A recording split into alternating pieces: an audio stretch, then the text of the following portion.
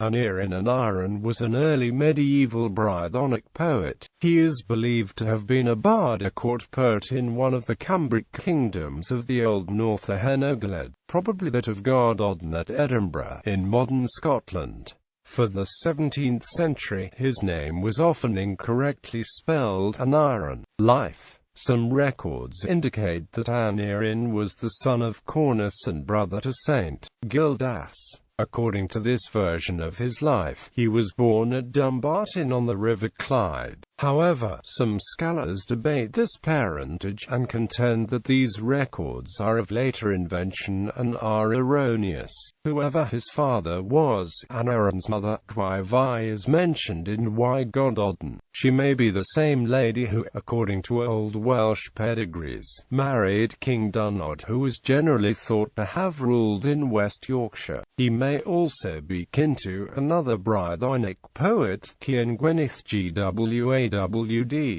Aneirin's patrons were the noble Neirin and his son Owain. Owain was slain at the Battle of Catraeth, in which Brythonic warriors of the Gododdin went up against the Angle warriors of Neirin and Bernicia. Nearly all of the Brythonic warriors were slain and the lands were absorbed into the Anglo-Saxon kingdoms. Aneirin wrote Gododdin after this battle, in remembrance of his fallen patrons and lords, in which he hints that he is likely the sole survivor. After the fall of Owain, he is said to have been murdered at the hands of an unnamed Cumbric lord, whom the poet had offended by reproaching him in his poem Gododdin for not coming to the aid of Owain. Reputation. The Welsh triads describe Aneirin as Prince of Bards, and of flowing verse. Nennius praises him amongst the earliest Welsh poets as Sinfad, a contemporary of Taliesin, Taliesin, Bluchbardd and Gian. References to Aneirin are found in the work of the poets of the princes, but his fame declined in the later Middle Ages until the reassertion of Welsh identity by antiquarian writers of the Tudor period. Today, the reputation of his poetry remains high, though the exact identity of the author is more controversial. Poetry.